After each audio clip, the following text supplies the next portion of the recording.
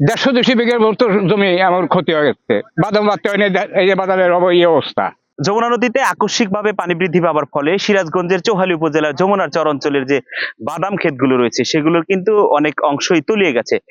আমার হাতে দেখতে পাচ্ছেন অপরিপক্ক যে এই যে বাদাম, এগুলো কিন্তু যমুনা চর অঞ্চলের যারা কৃষকরা ছিল তারা কিন্তু কিছুক্ষণ আগে তুলেছেন এবং পেছনে দাঁড়িয়ে আছেন বহু কৃষক, তারা যমুনা নদীর সন্তোষা এলাকাতে।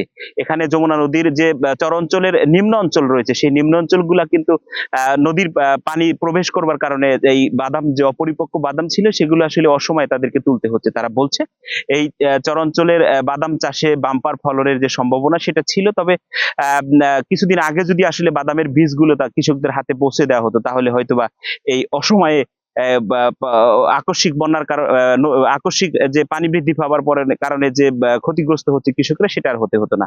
এখানে দেখা যাচ্ছে 200 বিঘার মতো আমরা বাদাম বুনছিলাম, তার মধ্যে 100 বিঘার মতো বাদাম আমাদের ক্ষতিগ্রস্ত হয়েছে। আর বাদাম পরিপক্ক হয় নাই, যার কারণে আরো ক্ষতিগ্রস্ত। আমাদের আনুমানিক প্রায় $1,02,000 মতো আমাদের ক্ষতিগ্রস্ত হয়েছে।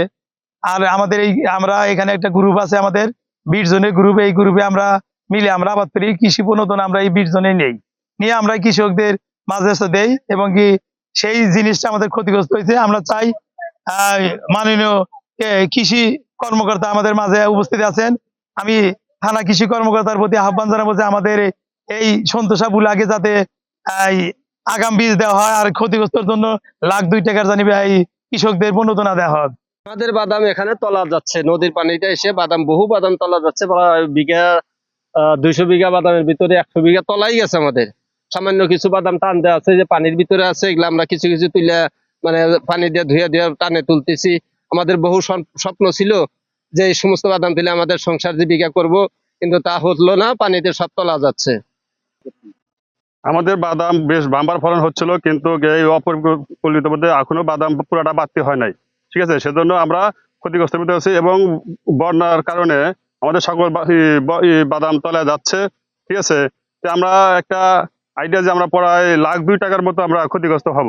যমুনা নদীর পানি বৃদ্ধির কারণে কৃষকদের অনেক বাদাম তুলে গেছে, যে কারণে আমি এটা শোনার সাথে সাথে আমি সরজমিনে আসছি। আইসা দেখছি যে আসলে কৃষকরা প্রচুর ক্ষতিগ্রস্ত হয়েছে।